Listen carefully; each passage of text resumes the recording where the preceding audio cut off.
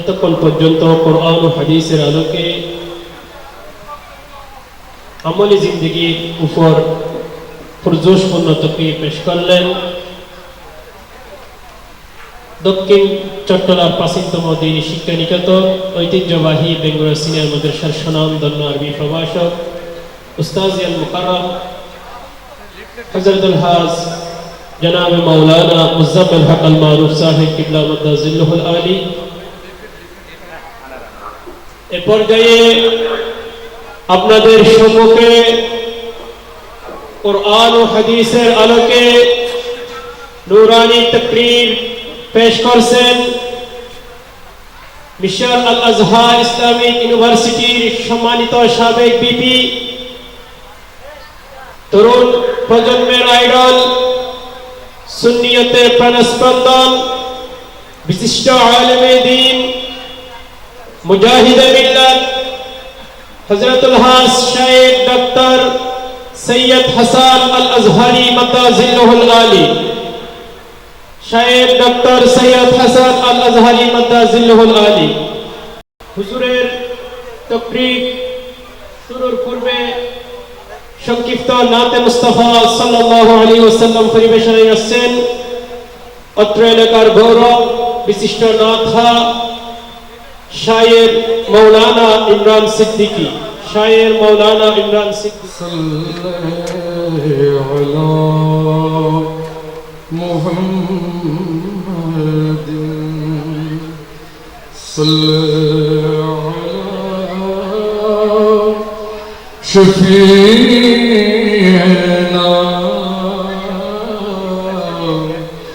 সাল্লাল্লাহু আলা মুহাম্মাদিন।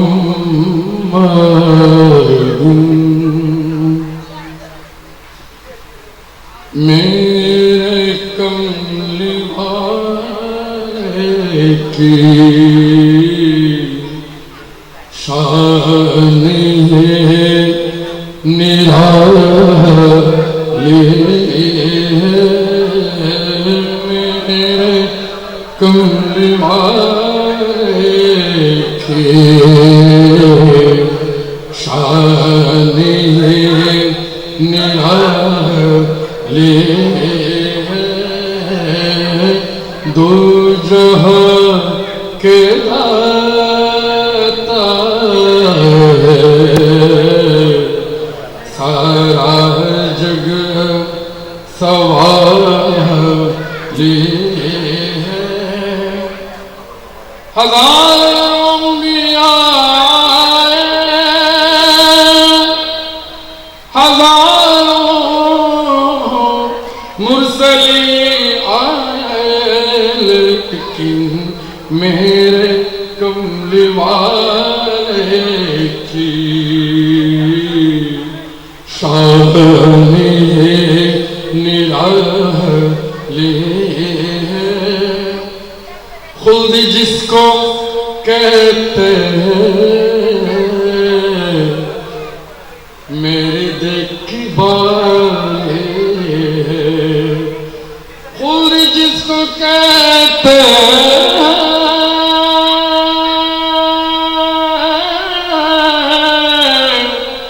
मेरी देखी भाली है।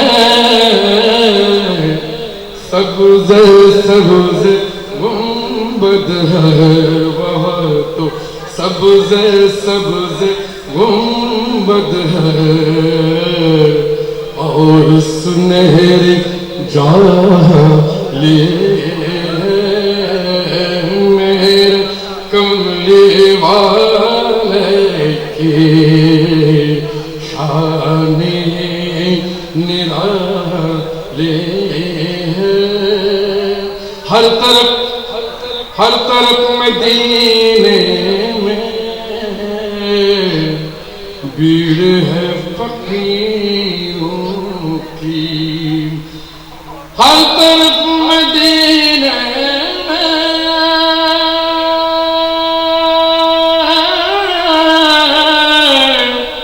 भीड़ है फकीरों की। एक देने वाला है, एक देने वाला है, सारा जग संभाली है। हम गुनाहगारों को रब से बख्शवा लेंगे, हम गुनाहगारों को रब से बख्शवा लेंगे। उनके रब ने कबूल की, उनके रब ने कबूल की, कोई बात ली है मेरे कमली वाले की, शान ही निराली है। अस्सलामु अलैकुम व रहमतुल्लाहि ताआला व बाराकातुहू। করে দিয়েছে মুমিনের হৃদয়ে। আমি আবারও আমাদের স্বেচ্ছাসেবক ভাই এবং ইন্তেজামিয়া কমিটির প্রতি সবিনয় অনুরোধ করব, আমাদের ঢাকা গৌসুল আজম জামে মসজিদের সম্মানিত খতিবে মুকাররম বিশিষ্ট আলেমে দ্বীন তরুণ প্রজন্ম হাসান আল আজহারি মাদ্দাজিল্লাহুল আলী, আলোচনায় আসছেন শায়েখ ডক্টর সৈয়দ হাসান আল আজহারি মাদ্দাজিল্লাহুল আলী। নারায়ে তাকবীর, একটু বলা হবে নারায়ে তাকবীর, নারায়ে রিসালাত, নারায়ে গাউসিয়া। পবিত্র জশ্নে ঈদে মিলাদুন নবী হুজুর সৈয়দ হাসান আল আজহারি মাদ্দাজিল্লাহুল আলী। ইন্নাল হামদালিল্লাহ আলহামদুলিল্লাহি রাব্বিল আলামিন আল মালিক আল-মান তানাওয়ারা বিহিল ওয়াজুদ সাইয়্যিদিনা ওয়া নাবিয়িনা ওয়া রাউফিনা ওয়া রাহিমিনা رسول الله الذي أرسله الله للناس كافة بشيرا ونذيرا وسراجا منيرا ورحمة للعالمين وأسوة للخلق جميعا وشفيعا لهم في الدنيا والآخرة وعلى آله الأطهار وأصحابه الأخيار وأتباعه الأبرار إلى يوم الدين. ওদেরকে বের করে দেবেন, বের করে দেবেন। সবাই একসাথে দুরূদ শরীফ পাঠ করব। আল্লাহুম্মা সাল্লি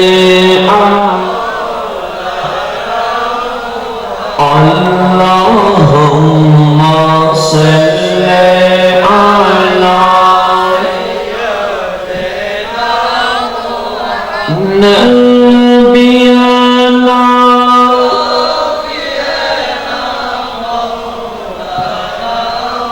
حسبي ربي جل الله ما في قلبي نور محمد لا إله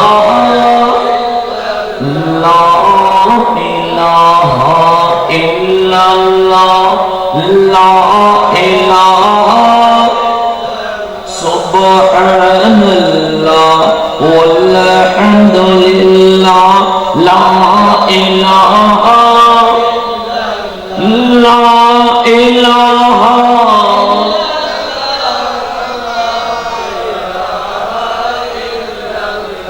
লা ইলাহা আযীমুশ শান এই ঈদে মিলাদুন নবী সাল্লাল্লাহু আলাইহি ওয়াসাল্লাম শরীফের সম্মানিত সাজ্জাদানশীন বিশিষ্ট আলেমে দ্বীন মুজাহিদে দ্বীনে মিল্লাত শাহজাদা অধ্যক্ষ আলহাজ সৈয়দ মাওলানা মুফতি সাজিদ উল্লাহ আজিজি মুদাজিলুল আলী উপস্থিত আছেন আমাদের সম্মানিত হযরত উলামায়ে কেরাম, বিশেষ করে জিনাদের জন্য এখানে এসেছি আশাকে মুস্তাফা, গোলামানে মুস্তাফা, খাদেমানে আউলিয়া, পরদার অন্তরালে মা ও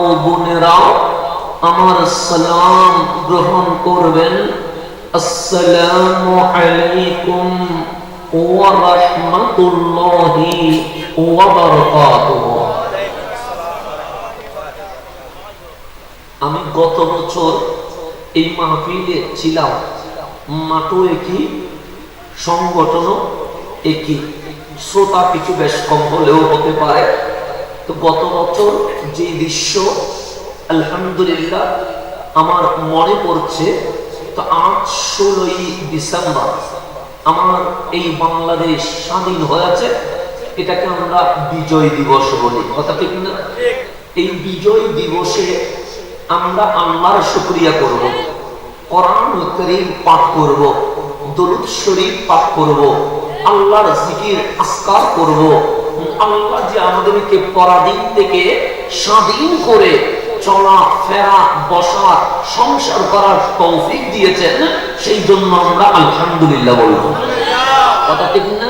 কিন্তু আজ 16ই ডিসেম্বর মিডিয়া খুলে দেখবেন কেউ কক্সবাজারে উলঙ্গ নাচছে, মিডিয়া খুলে দেখবেন অনেক জায়গায় স্বাধীন বাংলায় হিন্দি গানের তালে রাস্তার মুড়ে মুড়ে নাচছে। তো অনেকেই যখন বেহায়াপনায় মত্ত, আমার মালিক আমাকে সিনেমায় নয়, আমাকে বেপরদায় নয়, আমাকে গানে নয়, আমাকে বাজনায় নয়, আমাদের এই জমিনে সর্বশ্রেষ্ঠ মাহফিল হচ্ছে আল্লাহর হাবিবের শরণ। আল্লাহ দয়া করে মায়া করে কামলিওয়ালার প্রেমের বাগানে কবুল করেছে। এটা চেয়ে বড় নিয়ামত আছেন? যারা আজকে কক্সবাজারে নাচছে ওরাও মানুষ, ওরাও কি? ওরাও মানুষ নয়, তোরা কি মানুষ? যারা হিন্দি গানের তালে রাস্তার মোড়ে মোড়ে ডেস্ক বাজিয়ে নাচানাচি করছে ওরাও মানুষ। যারা আজ 16ই ডিসেম্বর এই ছুটি পায়া সিনেমা হলে বসে আছে ওরাও মানুষ। তা আপনি কেন কক্সবাজারে যাবেন? যেমন আমার ভাই বলছেন ঢাকার অনেকে যারা কর্মরত সেখানে আজকের মাহফিলের জন্য তারা ঢাকা ছেড়ে চট্টগ্রামে চলে এসেছে। আমার ভাই আমাকে বলছেন, তো এখন একটু গভীর খেয়াল করবেন, চাই উনি এনজয় করতে পারতেন। কারণ আজকে ছুটির দিন, একটু আমি বসুন্ধরা সিটিতে যাই, একটু যমুনা সিটি ঘুরে এসে এই এনজয় করতে পারতেন কি পারতেন না? কিন্তু সব ছেড়ে আল্লাহর প্রেমের বাগান, তার দয়াল নবীর প্রেমের বাগানে চলে এসেছেন। ওরাও তো কক্সবাজার গিয়েছে, আপনিও তো যেতে পারতেন। ওরাও তো ডেস্ক নিয়ে রাস্তায় রাস্তায় নাচছে, আপনিও তো নাচতে পারতেন। ওরাও তো পার্কে বসে অবৈধ কাজ করছে, আপনিও তো করতে পারতেন। কিন্তু এই কনকনে শীতে যখন বিছানায় থাকার দরকার ছিল, আপনি বিছানায় নয় মাহফিলে এসেছেন। আপনার মালিককে জিজ্ঞেস করেন, মালিক আমি কেন মাহফিলে, বন্ধু কেন চায়ের দোকানে? তখন আল্লাহ বললেন মানুষ দুয়াক হয়ে গেছে। একটা বাত আছে, ওয়ামিনান নাসি মাইয়াত্তাখিযু মিন দুনিল্লাহি আমদাদাই ইউহিব্বুনাহুম কাহুব্বিল্লাহ। আমার মালিক বলে আফসোসের বিষয়, জমিনটাও আমার, আসমানটাও আমার, সূর্যটাও আমার, চাঁদটাও আমার, তোর মাটাও আমার, তোর বাবাটাও আমার, তুইও তো আমার। কিন্তু আমার বান্দা আমার ভালোবাসার খবর নাই, আমাকে বাদ দিয়ে দিয়ে আমার মতো করে যারে আমাকে যেভাবে ভালোবাসা দরকার সেইভাবে আমাকে ভালো না বেসে সে শয়তানকে ভালোবাসা শুরু করে দিয়েছে। এটা কে বলছে?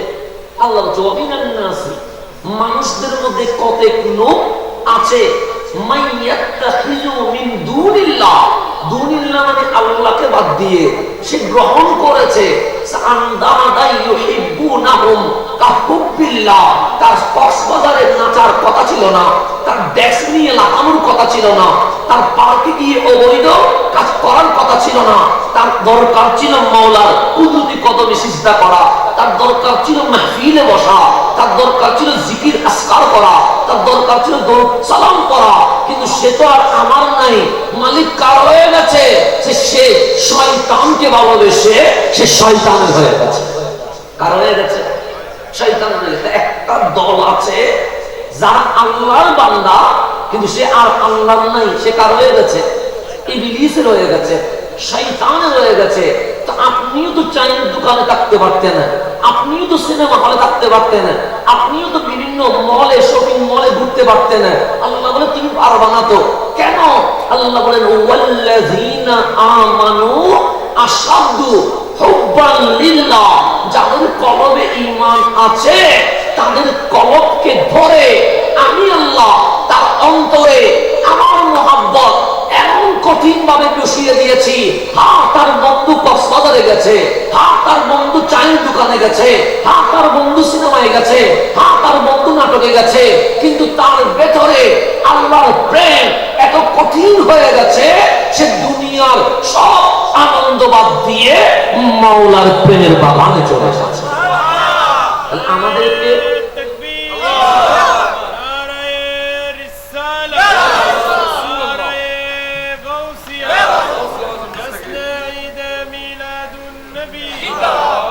আমাদেরকে কবুল করেছেন কে? আল্লাহ বলেন মাইয়াত্তাখিযু মিন দুনিল্লাহ, যারা আল্লাহকে বাদ দিয়েছে তারা চলে গেছে। কিন্তু ওয়াল্লাযীনা আমানু আশাদ্দু হুব্বান লিল্লাহ, তুমি যে মাহফিলে এসেছো এটা তোমার কোয়ালিটি নয়, তুমি যে মাহফিলে এসেছো এটা তোমার যোগ্যতা নয়, তুমি যে মাহফিলে এসেছো তুমি আসো নাই, আমি মালিক তোমাকে আমার জন্য কবুল করে নিয়েছি। যারা যাদেরকে আল্লাহ কবুল করে, কে কবুল করে? তারাই মাহফিলে আসবে। যাদেরকে আল্লাহ কবুল করে তারাই মসজিদে আসবে। যাদেরকে আল্লাহ কবুল করে তারাই আল্লাহর জিকির করবে। যাদেরকে আল্লাহ কবুল করে তারাই দরুদ সালাম করবে। যাদেরকে আল্লাহ কবুল করে তারাই এই মাহফিলের আয়োজন করবে, বসবে, আসবে। কারণ আল্লাহ বলে যে সে আমার রহমতের শামিয়ানায় আসবে না। কেন? যার কলব আমি আল্লাহর মুহাব্বতের পরীক্ষায় পাস হয়েছে তাকে আমি আল্লাহ আমার জন্য কবুল করেছি। সেই জন্য করোনা আসছিল না? আসছিল না? করোনার সময় কি মাহফিল করতে পারছেন? কারণ এখানে লকডাউন, শাটডাউন, অনেক সময় আপনাদের মসজিদে জুমার নামাজ বন্ধ হয়েছে কিনা জানি না, কিন্তু আমরা নিজেরাই জুমার নামাজ পড়তে পারিনি। কারণ শহরে শাটডাউন, শাটডাউন মানে দোকানও বন্ধ, ফ্যাক্টরিও বন্ধ, ঘরও বন্ধ, ব্যবসাও বন্ধ, মসজিদও বন্ধ। কথা ঠিক না? দেখুন মসজিদ যখন তালা মেরে দিয়েছে, ফজরের নামাজ আর মসজিদে না, জোহরের নামাজ আর মসজিদে না, তখন দেখবেন নামাজ কোথায় পড়েছি? ঘরে পড়েছি। জুমা পড়তে পারি নাই, জোহর পড়েছি। তখন আমরা অনলাইনে দেখেছি অনেক যুবক ভাই মসজিদের দরজা ধরে কান্না করেছেন। এরকম অনেক ভিডিও আমরা দেখেছি কি দেখি নাই? দেখছি। তো গভীরভাবে খেয়াল করবেন, কেন তার ভেতরে একটা ভয় এসেছে। হায়, করোনা যখন ছিল না, পরিবেশ যখন শান্ত ছিল, আমি তো মসজিদে আসি নাই, আজ শাটডাউন হয়ে গেছে, যদি করোনায় মারা যায় আমার আল্লাহ আমাকে কেমনে কবুল করবে? সেই জন্য মসজিদের দরজা ধরে কান্না করেছে। কিন্তু আফসোসের বিষয় কি জানেন? করোনাও চলে গেছে, মসজিদও খুলে গেছে। যারা দরজা ধরে কান্না করেছে ওদেরকে মুসল্লি হিসেবে পাওয়া যায় না। এগুলো যদি নামাজ পড়তো, আমাদের ফজরের নামাজে মসজিদ খালি রাখতো না। এগুলো যদি নামাজ পড়তো, আমাদের মসজিদে ইমাম হাহাকার করতো না। তাহলে কান্না করেছে কেন? লকডাউন দেখে কান্না করেছে, শাটডাউন দেখে। লকডাউনও চলে গেছে, শাটডাউনও চলে গেছে, করোনা চলে গেছে, মসজিদও খুলে গেছে, হাইয়া আলাস সালাহ বলে 5 ওয়াক্তে বারবার ডাকছে, কিন্তু যে কান্না করেছিল সে এখনো আসতে পারে নাই। মালিককে জিজ্ঞেস করেন, মালিক কান্না করেছিল আসে নাই কেন? মালিক বলে, অভিনয় ছিল, তারে আমি কবুল করি নাই, তুই আসছিস, তোরটা অভিনয় নয়, তোরটা মাওলার প্রেম ছিল। তাহলে মাওলার কি ছিল? প্রেম ছিল। একটা হচ্ছে অভিনয়, অভিনয় আল্লাহ দেখতে পারে না। অভিনয়গুলো সিনেমাতে হয়, অভিনয়গুলো নাটকে হয়, মাহফিলে অভিনয় হয় না, মসজিদে অভিনয় হয় না, সিজদায় অভিনয় হয় না। তো আল্লাহ বলে এগুলো অভিনয়, এগুলো জাস্ট একটা তোমাদের সাথে প্রতারণা, সুতরাং এগুলাকে আমি অ্যাকসেপ্ট করি না। তো ওগুলো অভিনয় ছিল, সেজন্য মসজিদ আসতে পারে নাই। তোমারটা প্রেম ছিল, সেজন্য তুমি মসজিদে চলে এসেছো। তা আল্লাহর জন্য আল্লাহর প্রেমিক হিসেবে আমাদেরকে কবুল করেন। এখন আসলে সামনের দিকে যা একটু গভীরভাবে মনোযোগ দিবেন। কথা যা বলবো সময় কম হলেও কথা হবে বেশি, তাতে আমরা শিখতে পারবো বেশি। এই মাস, যে মাস এখন চলছে, আজকে হচ্ছে চাঁদের দ্বিতীয় দিন। কয়দিন? দ্বিতীয় দিন। এই মাসটাকে আমরা বলি সিদ্দিকে আকবরের মাস। কিসের মাস? দামি না অদামি? ওনার নাম তো সিদ্দিক আকবর নয়, ওনার নাম হচ্ছে আবু বকর, কিন্তু আমরা আবু বকর বলি না, আমরা বলি সিদ্দিকে আকবর। কেন? কারণ উনি এত উপরে উঠে গেছে, এত উপরে উঠে গেছে, ওনার শান, ওনার মান আমি বলি নাই, আমার বাবা বলে নাই, দুনিয়ার কোন বক্তা বলে নাই। একটু গভীরভাবে যদি খেয়াল করেন, আপনি যদি বলেন ফারুকে আজম, এই নামটা বললে সম্মান জাগে কি জাগে না? দামি না অদামি? ফারুক আজমের ক্ষমতা আছে না নাই?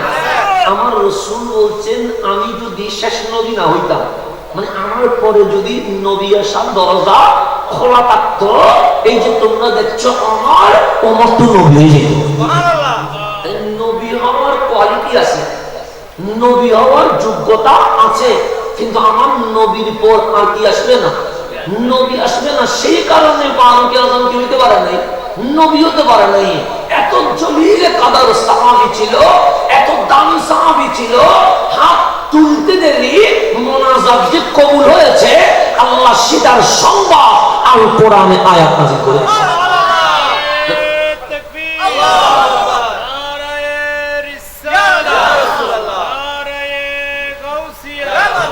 তাহলে ফারুক আজম দামি না অদামি? দামি বেশি না কম? বেশি। এত বেশি সাউন্ড ক্লিয়ার করে দিতে হবে। এখন আসে সময় চলে যাবে, বেশি বলি নেই, এখন আসেন সুবিধা নেই। হ্যাঁ, কোনো সমস্যা হয়েছে? আচ্ছা ঠিক আছে, আপনারা শুনতেছেন তো নাকি? হ্যাঁ, বুঝতেছেন আমার কথা? সেদিন অন করিব না? আচ্ছা, অসুবিধা নেই, না বুঝলে হইল না। সেদিন আমি সেদিন কেমন মারা না শুদ্ধ ভাষা দিয়ে কীর্তন, আমি তুমি সুতাম তারা বসে অসুবিধা দিই কথা দেখল না। সিটিং গিয়ে মানুষ সিটিং গিয়ে না সুন্দর লাগে, কারণ আমি তুমি সুতাং সিবি থেকে হম ধরে, এই হম ঘর দেখিলে বিভিন্ন বাইরের মানুষরাও মাঝে মাঝে কি করে মাহফিল আসে, তো সিটিং গিয়ে মাহফিল করার পরে ওইদিকে যাওয়ার সময় ধরে, হুজুর আসছিলাম মাহফিল শুনতে, তো স্যার আমি বলিন কেন মাহফিল করলাম, তো সিটিং গিয়ে বলছেন আগাও বুঝি নাই মাথাও বুঝি না। এরকম মাঝে মাঝে হয় মাহফিলের মধ্যে। তো সিটাং হলো আমাদের চিরনে অনেক জায়গার মানুষ আসে না আসে, অনেক জায়গার মানুষ থাকে, তো ওরাও একটা আশা আছে যে আমরা এখানে বসে হুজুরের মাহফিল কি করবো, শুনবো।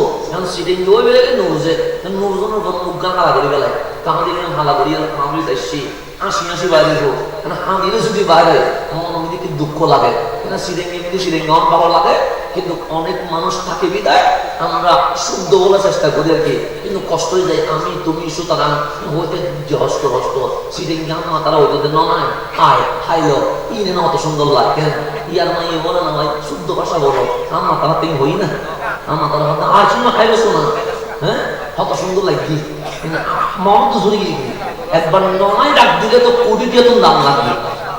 ইয়া তো ইন আসেন ইয়া তো না না শুদ্ধ ভাষা বলো, বা বলতে ফোঁসা কথা বলিও না, সেটা কি ফোঁসা হতাম কত সুন্দর হতা, আর মতো ভাষা মাধুর্যতা অনেকে আছে না নেই, তারপরে শুদ্ধ ভাষা অঙ্গরত দেয়।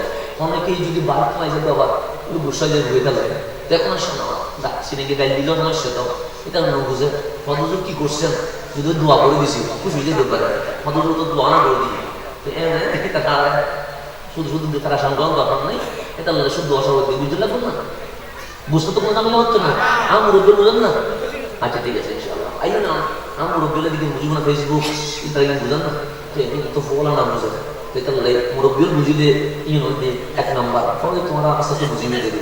এখন সামনে দিয়ে গভীরভাবে খেয়াল করবেন, তার যেখানে ছিলাম একটা হচ্ছে আল্লাহ কবুল করা আর একটা হচ্ছে মাইনাস করা। তো আল্লাহ যারে যারে কবুল করে না, সেই কারণে ফারুক আজমের কথা বলছি। এত দামি মানুষ দুই ধরনের। যেমন এই মাহফিলে কেউ এসেছেন নিজের ইচ্ছা, কেউ এসেছেন আর কাউকে আনা হয়েছে দাওয়াত করে। তাহলে কয় প্রকার এসে? কেউ আসছে নিজের ইচ্ছা, নিজের ইচ্ছায় যারা যেখানে ইচ্ছা সেখানে বসছে, যেখানে ইচ্ছা সেখানে দাঁড়াইছে, কথা ঠিক না? আর দাওয়াত করে যখন আনছে, যেমন আমাদের দাওয়াত করে আনছে, তা আমি যদি নিচে বসে থাকি মাহফিল কমিটি মানবে? বলছে আপনারা দাওয়াত করিয়ে নিলাম, আপনি নিচে বসে আছেন কেন? চেয়ারে উঠেন, মাইকে বক্তব্য দেন, যেন আজকে যদি আমি দাওয়াতি মানুষ না হই, আমি যদি আসি ঘুরেও যায়, আমাকে কি এখানে বসাবে না? কেন দাওয়াত করে নাই? তো দাওয়াত করে এনেছে বিদায় এখানে বসেছে। তাহলে মানুষ দুই প্রকার, একটা নিজে আসে আরেকটারে খুঁজে বের করে। এটা কেমন দামি, এত বড় দামি, আমার কামলিওয়ালা রাসূল হাত তুলে বলছেন মালিক ওমর ইবনুল খাত্তাবকে আপনি আমার জন্য, ইসলামের জন্য, কোরআনের জন্য, আল্লাহর জন্য কবুল করে নেন। খুঁজে নিয়েছে, কি করে নিয়েছে? খুঁজে দোয়া করে খুঁজে নিয়েছে, আল্লাহ ওমরকে ইসলামের জন্য কবুল করেন। এই দোয়ার পর পর ফারুক আযম নবীর কদমে এসে কালিমা পড়ে গেছে। নবী দোয়া করে কবুল করে নিয়েছে। খুঁজি বের করা দামি না দামি? সেজন্য এত দামি, যেদিন ফারুক আযম ইসলাম ধর্ম গ্রহণ করছে সেদিন আমার নবীর বয়স 46 বছর। কয় বছর? তার মানে ইসলামের দাওয়াত দিয়েছে 6 বছর। কয় বছর? 6 বছর। 6 বছর ইসলামের দাওয়াত দিল। কামলিওয়ালা 40 বছরে প্রকাশ্যে মানুষকে ইসলামের কি দিল? দাওয়াত দিল। কয় বছরে? এর পিছনে কারণও আছে। রাসূল কি 10 বছরে দিতে পারতেন না? পারতেন তো। 15 বছরে দিতে পারতেন, 20 বছরে দিতে পারতেন। কেন? নামাজ এখনো ফরজ হয় নাই, কোরআন এখনো আসে নাই, এখনো আল্লাহ আদেশ করেও নাই। আম্মা জান খাদিজাতুল কুবরা রাদিয়াল্লাহু তাআলা আন বলছে আমি নিজের চোখে দেখেছি কামলিওয়ালা আমার ঘরে নামাজ আদায় করতেছে। সুবহানাল্লাহ। এখনো কোরআন নাযিল হয় না, কোরআন আসেও নাই, রাসূল জিকিরে ব্যস্ত, রাসূল নামাজে। সেজন্য মাওলা আলীকে জিজ্ঞেস করলেন, আলী আপনি নামাজ কখন পড়েছেন? যে সবাই নামাজ পড়েছে মেরাজের পর। কেন? মেরাজ থেকে আসার পর আল্লাহ বলছে ও আকিমুস সালাহ, নামাজ এখন ফরজ। তাহলে সিদ্দিক আকবর নামাজ পড়েছে, নামাজ ফরজ হওয়ার পরে। ফারুক আযম নামাজ পড়েছে, নামাজ ফরজ হওয়ার পরে। উসমান যুন্নুরাইন নামাজ পড়েছে, নামাজ ফরজ হওয়ার পরে। সকল আনসার মুহাজির নামাজ পড়েছে, নামাজ ফরজ হওয়ার পর।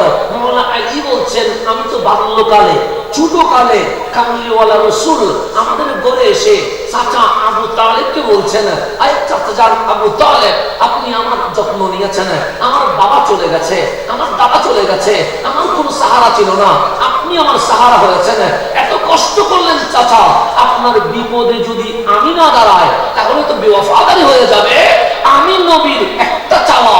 তখন চাচা আবু তালেব বলছেন কি চাচ্ছেন? আলীরে আমারে দিয়ে দেন, আমি আলীকে লালন পালন করব। আমার রাসূল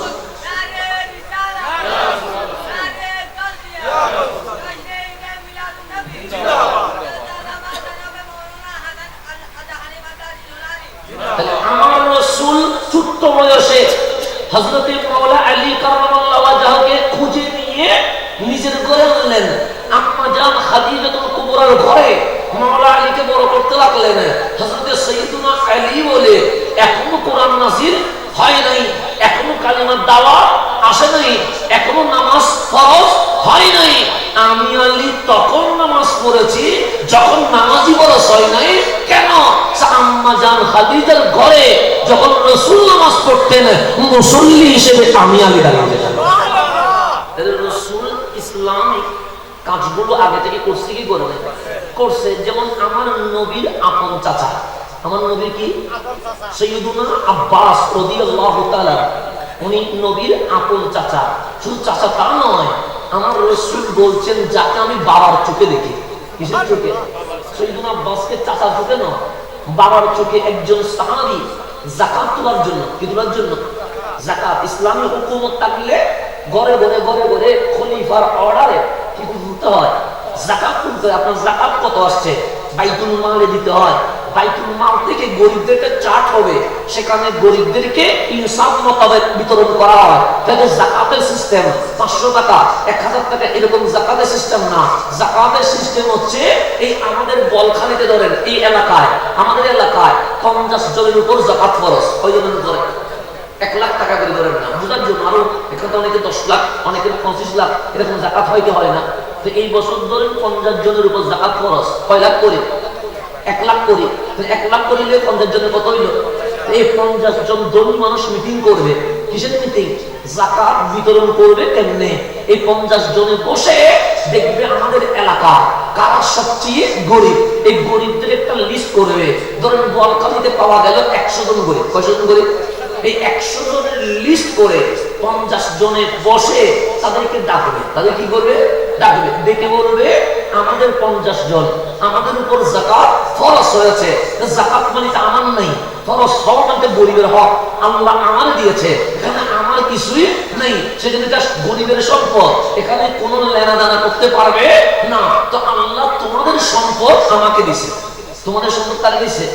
দায়িত্ব দিয়েছে আমরা যেন তোমাদের সম্পদ তোমাদেরকে দিয়ে দিই। তো তোমরা যখন 100 জন 50 লাখ টাকা যখন যাকাত আসলো, একজনকে 50,000 করে যখন দিলাম, দিয়ে শর্ত দিব আগামী বছর যেন আর ভিক্ষা করতে পারবে না। এই 50,000 টাকা দিয়ে নিজের একটা কি করো? রিক্সা চালাও, ভ্যান গাড়ি চালাও, তরকারি বিক্রি করো, কাপড় বিক্রি করো, যে কোনো একটা সিস্টেম বের করো। একজন মানুষকে যদি 50,000 টাকা দেয়, সে কোন একটা জিনিস করতে পারে কি পারে না? এই বছরের 50 লাখের মাধ্যমে 100টা পরিবারের একটা কি হইল? খাওয়ার ব্যবস্থা হইল। 100টা গরিব কমছে না বাড়ছে? কমছে। 100টা পরিবার কমে গেছে, এখন গরিব কমে গেল। এরা কেউ রিক্সা চালা, কেউ ভ্যান গাড়ি চালা, কেউ মাছ বিক্রি করে, কেউ সবজি বিক্রি করে। এখন আস্তে আস্তে নিজের ঘরের দায়িত্ব নিতে পারে কি পারে না? পারে। এখন আগামী বছর যাকাত ফরজ হলে আরো 50 জন যারা গরিব ওদেরকে দিবে। এরকম করতে করতে 4-5 বছর পর দেখবে বলখালিতে কোনো গরিব না। এটার নাম যাকাত। কিন্তু এখন দেখেন আজকে 54 বছর, কয় বছর স্বাধীনতা? 54-53 বছর যাকাত দেয় না। এটা সত্য বাস্তবতা। 50 টাকা দিছে, 500 টাকা দিছে, যাকাতের নামে 1000 টাকা দিছে, এগুলোর নামে যাকাত নয়। যাকাত মানে ভিক্ষা নয়। যাকাত মানে এমন ভাবে দিতে হবে যেন তাকে আগামী বছর আর হাত পাততে না হয়। এখন দেখবেন প্রতি বছর যাকাত দেয়, গরিব গরিবই থেকে যায়। যাকাত আদায় হচ্ছে না। ইসলাম এটা শান্তির ধর্ম, যেটা সিস্টেম আছে। আমার মতো চললে হবে না, কার মতো চলতে হবে? ইসলামের মতো চলতে হবে, আল্লাহর দেওয়া বিধানের মতো চলতে হবে, রাসূলের পাকের দেওয়া বিধানের মতো চলতে হবে। এখন আমি চলে গেলাম ফারুক আজমের খানে, উনি দামি, বললাম কেমন দামি? উনি মুনাজাত করলে আল্লাহ কবুল করে। কেমন দামি? আমার মালিক যাকে কবুল করে নিয়েছেন, আমার রাসূল যাকে খুঁজে নিয়েছেন। তো আমার রাসূল আগে থেকে নবী ছিলেন, নবীর আপন চাচা সৈয়দুনা আব্বাসের কথা বলতে লাগলাম। যাকাত তোলার জন্য বের হয়েছে একজন, গিয়ে সৈয়দুনা আব্বাসের কাছে জাকাতের বিষয় কেন আনন্দ? নবীর আপন পরিবারের লোক যখন বিরোধিতা করছে, তখন নবীর খানদান থেকে নবীর আপন চাচা আজ কামলিওয়ালার দলে চলে এসেছে। সৈয়দুনা আব্বাস দৌড়ায় এসে বললেন, কামলিওয়ালা লা ইলাহা ইল্লাল্লাহ মুহাম্মাদুর রাসূলুল্লাহ সাল্লাল্লাহু আলাইহি ওয়াসাল্লাম। আশেপাশে ডানে বামে সামনে সাহাবায়ে کرام আল্লাহু আকবার করে চিল্লায়া দিয়েছেন। সাইয়েদনা আব্বাস বলেন, ইয়া রাসূলুল্লাহ, আমি কালিমা পড়লাম, সবাই এরকম তাকবীর দিল কেন? তখন আমার কামলিওয়ালা নবী হাসি দিয়ে বললেন, চাচা যান, আমার পরিবার আমাকে পাথর মেরেছে, আমার পরিবার আমাকে ধাক্কা দিয়েছে, আমার পরিবার আমার পাগল বলেছে, আমার পরিবার আমাকে কষ্ট দিয়েছে, কিন্তু এই মুহূর্তে আমার আপন রক্ত, আমার চাচা কালিমা পড়ে মুসলমান হয়ে গেছে। এটা তো সাহাবীদের জন্য ঈদের দিন হয়ে গেছে। সাইয়েদনা আব্বাস বলছে, ইয়া রাসূলুল্লাহ, ওরা মনে করছে আমি আজকে মুসলমান হয়েছি। কি মনে করছে? আজকে মুসলমান হয়েছে মনে করছে। তো আমার রাসূল মনে তো করবে, আপনি এখন আসলেন, কালিমা বললেন, তো সবাই তো এটা মনে করবে যে আপনি এখন কি হয়েছেন, মুসলমান হয়েছেন। সাইয়েদুনা আব্বাস দাঁড়িয়ে বলছেন, ইয়া আসহাবি রাসূলিল্লাহ, এই আমার নবীর সাহাবীরা, ইসমাউ, শোনো, আজকে প্রকাশ্যে কালিমা পড়লাম, আমি আজকে মুসলমান হই নাই। তখন সবাই বললেন, কখন হলেন?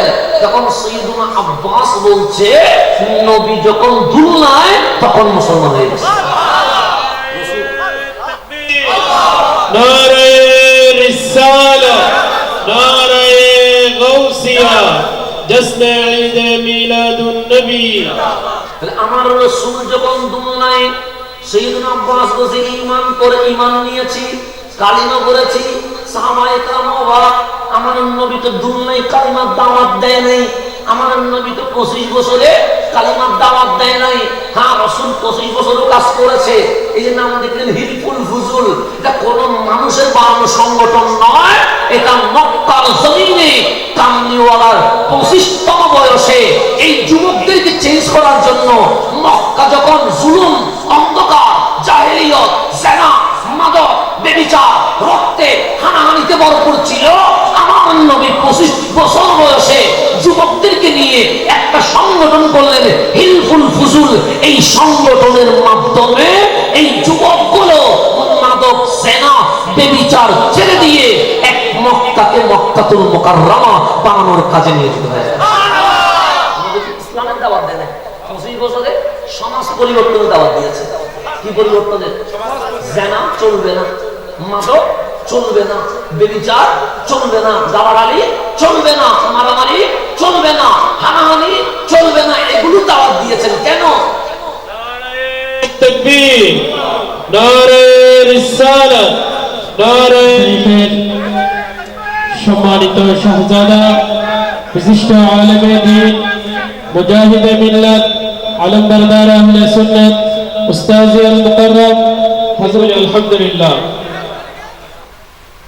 আমাদের বেঙ্গুরা সিনিয়র মাদ্রাসার সম্মানিত অধ্যক্ষ, শাহ কবিরিয়া দরবার শরীফের সম্মানিত সজ্জাদানশীল, বিশিষ্ট আলেমে দ্বীন, বিশিষ্ট আলেমে দ্বীন আল-হারাস সৈয়দ মৌলানা মুফতি সাজিদুল্লাহ আজিজি মুদাজিলুল আলী, বিবেচনা করে আমি আগেও বলেছি সময় নিব কম, কথা বলবো বেশি, সেই জন্য আজকে আমি কন্টিনিউ করছি। আমার কথা তো আপনার, কার কথা বলছিলাম মনে আসেনি? কার কথা? আপনারা বলেন, কার কথা বলছিলাম?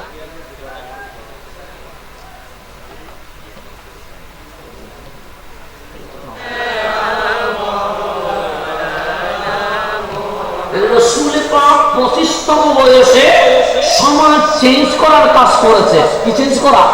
সমাজ, রাষ্ট্র, মানুষের আখলাক, চরিত্র চেঞ্জ করার দায়িত্ব নিয়েছেন।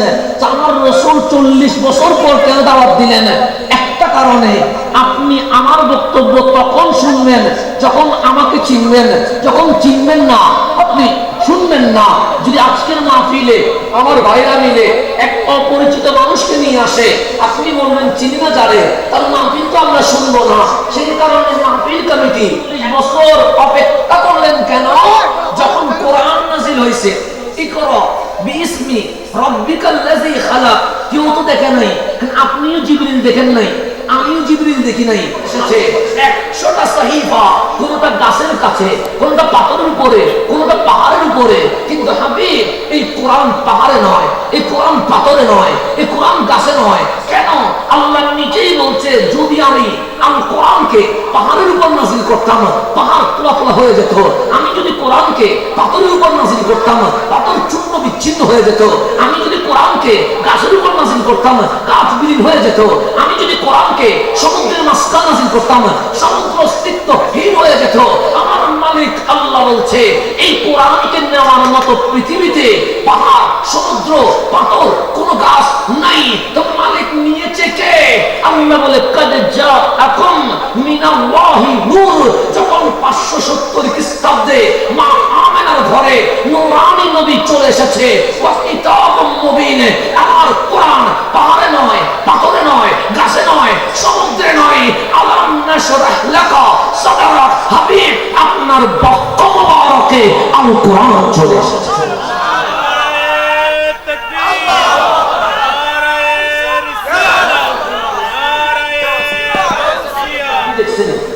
দেখেন এখন আবু জাহেলের প্রশ্ন, মানব কেমনে?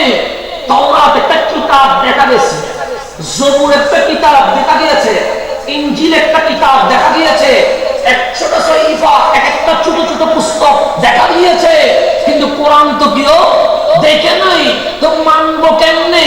তখন আমার কামলিওয়ালা নবী বলছেন, মালিক আবু জেহেল, আবু লাহাব, উতবা, সাইবা তারা চ্যালেঞ্জ করছে। কিসের চ্যালেঞ্জ? যে কোরআন যে কালামুল্লাহ, কিতাবুল্লাহ, এর ডকুমেন্টস কি দিব? আল্লাহ বলে ডকুমেন্টস সারা তো আর নাযিল করি নাই, দলিল তো রাখছি, তো দলিল কি বলো? আল্লাহ বলে দলিল শুধু একটা, দলিল আমার কামলিওয়ালার 40 বছরে কোন দোষ না থাকা, কোন অপরাধ না থাকা, কোন ভুল না থাকা, কোন গুনাহ না থাকা, আমার নবী মাসুমিয়ত আল কোরআন হক, এটার দলিল হয়ে গেছে। এটা কি হয়ে গেছে? দলিল। দলিল নবী, নবী ছাড়া কোনো দলিল নাই। নবীর দোষ না থাকা, নবীর পাপ না থাকা, নবীজির গুনাহ না হওয়া, নবীজির মাসুমিয়ত। কোন 40 বছর পর নয়, 40 বছর আগে আগে এই জিন্দেগিটা লাগবে, জিন্দেগিটা সারা ইসলাম হয় না। আজকে যারা বলে 40 বছর থেকে 63 মানবো, আগেরটা মানবো না, আগেরটা না মানলে কোরআন হয় না, কোরআন যদি না হয় ইসলাম হয় না, সেই জন্য আগেরটা লাগবে, মিলাদ লাগবে, মিলাদ মানলে সিরাত মানা হয়ে যাবে। আর কি লাগবে? মিলাদ লাগবে। মিলাদ ছাড়া আপনি সিরাত মানতে পারবেন না, কারণ মিলাদটা আপনি উপস্থাপন করতে হবে। তাহলে হচ্ছে কোরআনের দলিল হচ্ছে আমার নবীর 40 বছর। নবীর কয় বছর? এই জন্য নবীর বসা দেখাইছি, নবীর হাঁটা দেখাইছি, নবীর বিয়ে দেখাইছি, নবীর সংসার দেখিয়েছি, নবীর লেনদেন দেখিয়েছি, নবীর চলাফেরা দেখিয়েছি। কেন? মক্কার মানুষ যেন বুঝতে পারে এই কামলিওয়ালাকে একদিন নয় 40 বছর দেখছি, কোনো গুনাহ তো দেখলাম না। তো গুনাহ হয় কার? বান্দা, কিন্তু রাসূলের তো কোনো গুনাহ হয় না, নবীর তো কোনো গুনাহ হয় না। এই গুনাহ না হওয়া আমার মালিক কোরআনে পরিবার আছে, সেজন্য ইসলামের দাওয়াত দেয় না। কয় বছর? কিন্তু সৈয়দুল আব্বাস বলছে দুনিয়া ইমান আনছি, সে কেমনে বুঝি নেই। তখন সৈয়দুল আব্বাস বলছেন আব্দুল্লাহ চলে গেছে কামলিওয়ালা আসার 6 মাস আগে। কয় মাস আগে? আর আমাদের বাবা হযরতে সৈয়দুনা আব্দুল মুত্তালিব, কে? আব্দুল মুত্তালিব রাসূলের দাদা, সৈয়দুনা আব্বাসের বাবা। তো উনি কি আমরা 10 ভাইয়ের মাঝে আমার বাবা যাকে সবচেয়ে বেশি ভালোবাসতেন উনি আব্দুল্লাহ। আব্দুল্লাহর যখন ইন্তেকাল হয়ে গেছে, আমার বাবা প্রায় পাগলের মতো হয়ে গেছে, ঘরবাড়ি ছেড়ে দিয়ে খানায় কাবার সামনে বিছানা নিয়ে এসেছে, সমস্ত 24 ঘন্টা কাবার সামনে বসে, কাবার সামনে ঘুমাই, কাবার সামনে বাকিটা সময় আল্লাহর রিয়াজতের মধ্যে ব্যস্ত থাকে। ঘরবাড়ি তার যাওয়া হয় না। 6টা মাস আমার বাবা আর ঘরে যায় নাই। তো উনি 6 মাস কিভাবে কাটাইছে? খানায় কাবার পাশে কাটিয়ে দিয়েছে।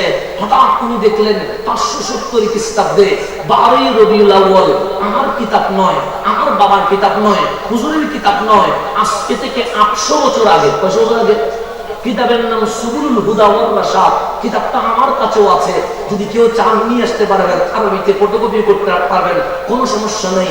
ওই কিতাবে লেখা আছে, জালালউদ্দিন সুয়ুতি ওনার কিতাবের রেফারেন্স করছে, ঠিক 12ই রবিউল আউয়াল যখন সুবহে সাদিকের সময় হয়ে গেছে, হযরতে সৈয়দুনা আব্দুল মুত্তালিব খানায়ে কাবাকে সামনে নিয়ে মাওলার জিকিরে ব্যস্ত ছিলেন। কারণ উনি হানিফ ছিলেন, এক আল্লাহয় বিশ্বাসী ছিলেন, তাওহীদে বিশ্বাসী ছিলেন।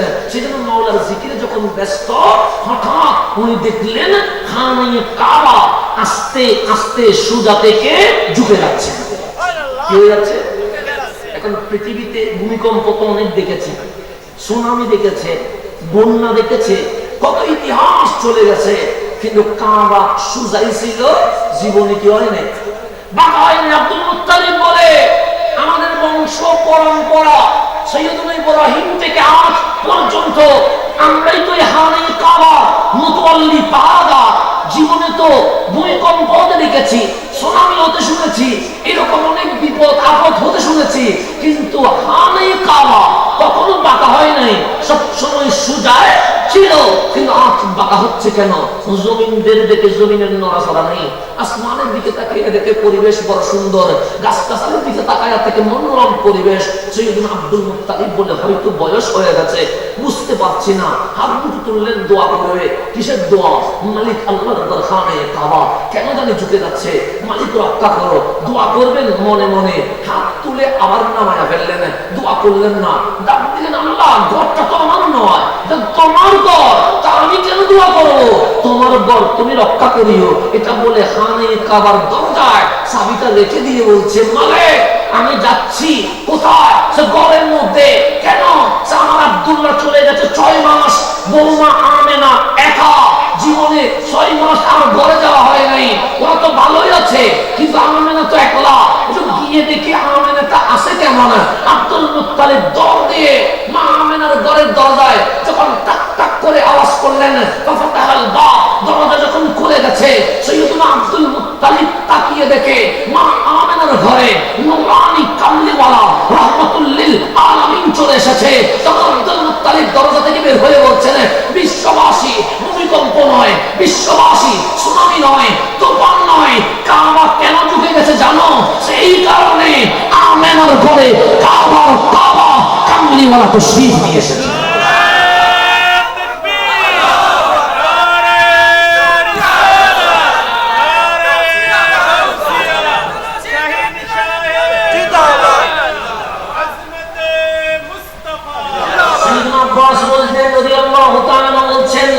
যেদিন আপনি রাসূল ঘরে চলে আসলেন, আব্দুল মুত্তালিব ছেলে হারানোর কথা ভুলে গেছে, কারণ নাতি বাইলে ছেলের কথা কি হয়ে যায়, একটু স্বাভাবিক, একটু খরচ হয়ে যায়। যেমন আমার বাবা এখন আমাকে যতটুকু সময় দিবে তা না, উনি ওনার নাতিকে বেশি সময় দিবে। এই 5-6 দিন চলে গেছে, হঠাৎ করে আব্দুল মুত্তালিব আমাদেরকে ডাকলেন, মানে ছেলেদেরকে, সৈয়দনা আব্বাস সহ ছেলেদেরকে ডাকলেন। দেখে কি বললেন? সো আমার ইয়া বুনাইয়া, এ আমার ছেলে, তোমরা সূর্য যখন ডুবে যাবে, ঠিক চাঁদ যখন, পূর্ণিমার চাঁদ যখন কিলকিল করে হাসবে, তোমরা কোনো কাজ করিও না, আমি বাবার সাথে থাকিও। কার সাথে থাকিও? আজকে আমার সাথে থাকিও। তো সৈয়দনা আব্বাস বলছে, আমরা ছেলেরা কাজকর্ম শেষ করে সূর্য ডুবার আগে খানে কাবা বরাবর চলে এসেছি। তো সূর্য ডুবে গেল, আমার বাবা সৈয়দনা আব্দুল মুত্তালিব আল্লাহর ইবাদতে মগ্ন হলেন। ইবাদত যখন শেষ, আমাদের 9 সন্তানকে ডাকলেন, আসলে তোমরা? যাহা আছি। চলো। কোথায় নিয়ে যাবেন? আব্দুল্লাহর ঘরে। কি করবেন? আমার নাতি মুহাম্মদ সাল্লাল্লাহু আলাইহি ওয়াসাল্লাম, ওনাকে আজ দুলনা দিব খোলা আকাশের নিচে, তোমরা দাঁড়িয়ে দেখবা। তোমরা দাঁড়িয়ে কি করবা? আমি দাদা দুলনা দিব, আর তোমরা কি করবা? দেখবা। কেন? আমার নাতির তো বাবা নাই, তো তোমরা 9 জন যদি চাচা অন্তত দেখে থাকলে, আমার নাতিজান যখন চোখ করবে, বাবার বিয়োগটা তোমাদের মাধ্যমে অন্তত সান্ত্বনা পাবে। তো মাগরিবের সময় হয়ে গেছে, সৈয়দনা আব্দুল মুত্তালিব আসলেন, মা আমেনাকে বললেন, বৌমা ছেলেকে দিয়ে দাও। তো মা আমেনা দিয়ে দিলেন শ্বশুরের হাতে। সৈয়দনা আব্দুল মুত্তালিব রাসূলকে নিয়ে খোলা আকাশের নিচে আসলেন, দুলনা বিছানো হলো। সৈয়দনা আব্বাস বলছেন, আমি গভীর তীক্ষ্ণ দৃষ্টি দিয়ে তাকিয়ে আছি, করা হচ্ছে কি। দেখলাম দুলনার মধ্যে আপনাকে রাখা হয়েছে, আমরা 9 বার গোল করে দাঁড়িয়ে আছি। আমার বাবা, আপনার দাদা আব্দুল মুত্তালিব আপনাকে দুলনা দিচ্ছে। কি দিচ্ছে? তো আমি হঠাৎ লক্ষ্য করে দেখলাম আপনার ডান হাত মোবারক আসমানের দিকে উঠে গেছে। কোন দিকে উঠে গেছে? ছোট্ট হাত মোবারক বসে গোটা। তাই গভীরভাবে লক্ষ্য করলাম, সব আঙ্গুল এইভাবে বসা, একটা আঙ্গুল শাহাদাতটা উপরের দিকে করা, মানে হাতটা কি করে আছে? এইভাবে করে আছে। আমি গভীরভাবে লক্ষ্য করলাম, আপনার আঙ্গুল উপরের পূর্ণিমার চাঁদ, দুইটাকে মিলালাম। আপনার হাত সামনে গেলে দেখলাম পূর্ণিমার চাঁদটা সামনে চলে যায়, আপনার হাত পিছনে গেলে দেখলাম পূর্ণিমার চাঁদ পিছনে চলে যায়, আপনার হাত ডানে গেলে দেখলাম পূর্ণিমার চাঁদ ডানে যায়, আপনার হাত বামে গেলে পূর্ণিমার চাঁদ বামে যায়। তখন আমি আপনার চেহারার দিকে লক্ষ্য রাখলাম, দেখলাম আঙ্গুল সামনে গেলে চাঁদ যখন সামনে যায়, আপনি মুস্কি মুস্কি হাসেন। চাঁদ যখন আপনার আঙ্গুলের ইশারায় পিছানো যায় আপনি মুস্কি মুস্কি হাসছেন, তখন বুঝলাম আমাদের ঘরে যে রাসূল এসেছে সাধারণ কেউ আসে নাই, শুধু মুহাম্মদ ইবনে আব্দুল্লাহ নয়, কুরাইশ বংশের সন্তান নয়, বনি হাশিম পরিবারের রত্ন নয়, আমার বিশ্বাস আখেরি পয়গম্বর আমাদের ঘরে চলে এসেছে। যারা আঙ্গুলের ইশারায় কি ঘুরে বস, আমি সেই দিন আপনার দিকে তাকায়া বলছিলাম যে কয়দিন বাঁচবো আল্লাহ জানে, তবে দুনিয়ায় আপনাকে দেখে মনে হচ্ছে রাসূল এসে গেছেন। সেদিন আপনার চেহারার দিকে তাকায়া কালিমা পড়ে মুমিন হয়েছি, আজ সবার সামনে লাশ করে দিয়েছি। আমার নবীর নবুয়তের কাজ দুনিয়া থেকে চলছে কি চলছে না? চলছে। শুধু তাই নয়, মা আমেনা বলছে মানুষের সন্তান তো জন্ম হয়, যেমন আমি ছেলে, আমার বোন মেয়ে, তখন আমার মা কি করছে, নিশ্চয়ই আমার দেখার পর আমার বাবারে বললেন দেখেন আপনি ছেলে বাবা হয়েছেন, আমার বোনকে দেখার পর বলছেন দেখেন আপনি মেয়ের বাবা হয়েছেন। তো প্রত্যেক মা সন্তানের দিকে তাকায় কি তাকায় না? তাকাবে, কারণ 10 মাস 10 দিন যারা রাখছে তারা আজ দুনিয়ায় আনছে, তো মা সন্তান না দেখি কে দেখবে? তখন আমেনা বললেন রাআইতু, আমিও ওই বৎসর যেটা 570 খ্রিস্টাব্দে আসছে আমি ওনার দিকে তাকালাম। আম্মা জান আমেনা কি দেখলেন? তো আমার মাকে জিজ্ঞেস করলে বলে ছেলে দেখছি, আপনার মাকে জিজ্ঞেস করলে বলে মেয়ে দেখছি। তো আমার কামলিওয়ালা রাসূল বলেন রাআত উম্মি, আমার মা কি দেখছে জানেন? যে কি দেখছে? যে নূরা, এমন একটা নূর দেখছে যে নূর শুধু মক্কা ঘর নয়। আমার মা যখন আমার নূরের দিকে তাকাইলেন, মা আমেনা বলে যেমন একটা লাইট এখানে আলো দিল, কিন্তু প্যান্ডেলের বাইরে কি আলো দিতে পারছে না? তার লাইটের একটা সীমাবদ্ধতা আছে না? নাই আছে। তো মা আমেনা বলছে রাআইতু নাযারতু ইলাইহি, আমি ওনার দিকে তাকালাম। তো কি দেখলেন? রাসূলুল্লাহ রাআত উম্মি নূরা, আমার মা দেখতেছে একটা নূরের খন্ড আসছে। কি খন্ড আসছে? নূরের খন্ড। তো নূরটা ঘর আলোকিত করবে, এটাই তো স্বাভাবিক, তার চেয়ে বেশি কি করবে? কিন্তু মা আমেনা বলে ওই নূরের আলোতে আমি আমেনা মক্কায় বসে রুম পরশের সিংহাসন দেখে ফেলেছি। এটার নাম রহমতুল্লিল আলামিন। নবী চাচার কথা বলতেছে, ফারুক আজমের কথা বলতেছিলাম, সেখানে চলে যায় যে এইভাবে করে মানুষ ইসলাম ধর্ম নিয়েছেন। তো সৈয়দুনা ওমর যখন নবীর কদমে আসছে তখন আমার রাসূলের বয়স 46, কয় বছর? 46 বছর। তো 6 বছর, যেমন আমি আপনাদের মাহফিলে কয় বছর? 6 বছর মিলে গেছে। 6 বছর 6 বছর। নবীজির নবুয়তের কাজ চলছে কয় বছর?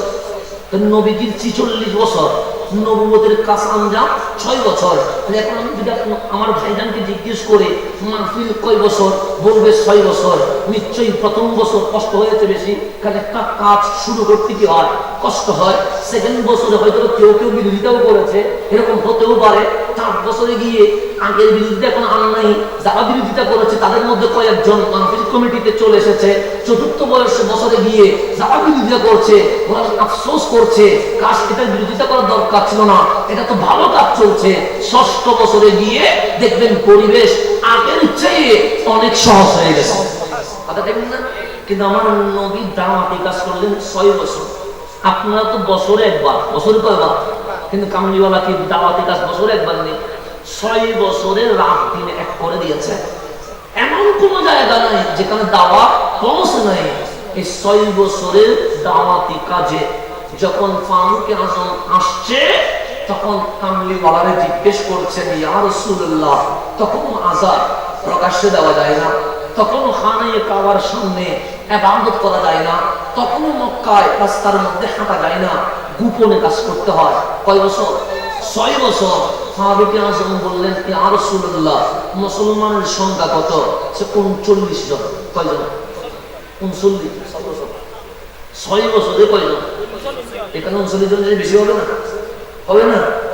নবীজির 6 বছর দাওয়াতে 39 জন। সেজন্য আপনারা মাহফিল করেন, মাঝে মাঝে আমার হাসি আসে। কেন? আপনারা মাঝে মাঝে দাওয়াত দেন, ইউটিউব দেখি মানুষ জমানোর জন্য, আপনারা দাওয়াত দেন মাঝে মাঝে প্যাকেজ করার জন্য, আপনারা দাওয়াত দেন মাঝে মাঝে লোক হাসানোর জন্য। ও আসলে মানুষ হাসবে, ও আসলে মানুষ জমবে, ও আসলে মানুষ গাছ পর্যন্ত উঠবে। এখানে হেদায়েতের কোনো কিছুই নাই। সেজন্য মাহফিলে মানুষ বেশি হয়, কিন্তু মাদক তো কমে না, জেনা তো কমে না, ব্যভিচার তো কমে না। কেন? কারণ এই মাহফিল কান পর্যন্ত যায়, মন পর্যন্ত যায় না। সেই জন্য যেদিন মাহফিল কমিটি এই মকসদ নিবে, মাহফিল করবে, কোরআন সুন্নাহর আলোচনা হবে, উদ্দেশ্য হেদায়েত। উদ্দেশ্য কি? হেদায়েতের মাহফিল কমিটির ইচ্ছা। আর আপনাদের মন মানসিকতা যাবে। আমি তো মুমতাজের ব্যান্ড শুতে যাচ্ছি না, আমি যাচ্ছি মাহফিলে, আমি শুধু কোরআন সুন্নাহর কথা শুনবো। আর আমি বক্তা, যদি আমার উদ্দেশ্য হয় মাহফিলে যাচ্ছি, তিনটা দাওয়াত বেশি পাবো এই ইচ্ছা নয়, মানুষ খুশি হবে ইচ্ছা নয়, আল্লাহ এবং রাসূল যেটা বলেছে সেটাই পৌঁছাবে।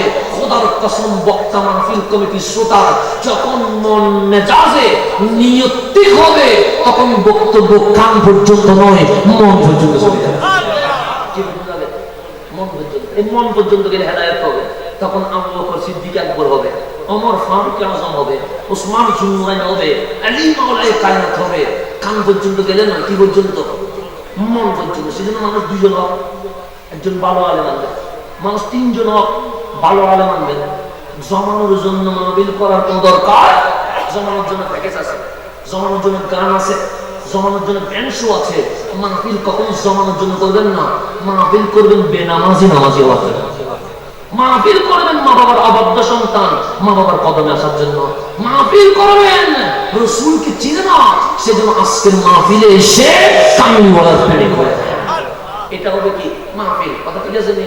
এখন আসেন 6 বছরে আমার নবী বললেন আমার সংখ্যা হচ্ছে কয়জন? 39 জন। তখন ফারুক আজম বলেন আমার বয়স 39। আমার বয়সে কত? 39তম বয়সে কামলিওয়ালার কাছে আসলাম, সংখ্যা 39। ওমর কালিমা পড়ি, সংখ্যা হইল কত? 40। আজকে থেকে আর ঘরের ভিতর না, চলেন খানায় কাবার সামনে, সেখানে আমি ওমর আজান দিব। সেখানে আমি ওমরকে দিব, রাসূলকে নিয়ে চলে গেলেন খানায় কাবার সামনে।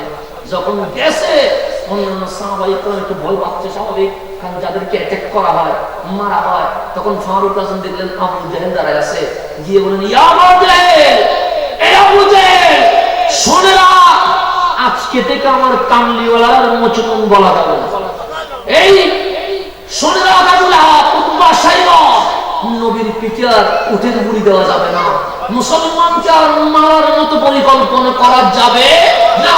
তখন আবু জেহেল বলছে ওমর কি হয়েছে তোমার? ওমর আর তোমাদের দলে নাই, ওমর আজকে রাসূলুল্লাহর দরবারে চলে আসছে। আজকে কার দরবারে চলে আসছে? রাসূলুল্লাহর দরবারে চলে আসছে। যেদিন ফারুক আজম আসছে সেদিন আর ইসলামের উপর নেই, এরকম ওপেন হয়ে গেছে। এখন ইসলামের কালিমার দাওয়াত চলছে। আল্লাহর নবী খুঁজে দিয়েছে ফারুক আজম, উনি বড় দামি, কারণ অদামি নয়। সুতরাং একটু গভীরভাবে খেয়াল করবেন, আপনাদের মসজিদে মিম্বার আছে না নাই? কয়টা? 3টা। কয়টা? সব মডেল মসজিদের ইমাম। ওনাকে যদি জিজ্ঞেস করুন আপনাদের তো মডেল মসজিদ, মিম্বার মনে হয় 5টা মনে হয়, উনি বলবেন না হুজুর এটাও কয়টা আছে? 3টা। তাহলে মডেল মসজিদ হইলেও 3টা, আমাদের বলখালী গ্রামের মসজিদ হইলেও কয়টা? এখন আপনি আরব দেশে বলবেন কত বড় বড় সিঁড়ি দেখছি, হ্যাঁ সিঁড়ি বড়, কিন্তু মূল মিম্বারে গিয়ে থাক কয়টা? 3টা। কেন? কারণ আমার কামলিওয়ালা মিম্বার 3টাকে বানাইছে। কয়টাকে বানাইছে? 3টাকে বেশি হইতে পারবে না, 3টাকে কমও। যখন রাসূল মসজিদে চলে আসে, মসজিদে নববী পড়লেন, তখন তো আকিমুস সালাহ, নামাজ তো ফরজ হয়ে গেছে। কয় ওয়াক্ত? 5 ওয়াক্ত। জুমার নামাজ তখন ফরজ হয় নাই, নামাজ চলছে। সাহাবায়ে কেরাম নামাজ শিখছে। আমার রাসূল বলেন টেনশন করিও না, সল্লু কামা রাআইতুমুনি উসাল্লি, তোমাদের কোনো টেনশন নাই, আমি নবী আছি, নবীর দিকে তাকায়া থাকো, নবী যা করে এখানে নামাজ হয়ে যাবে।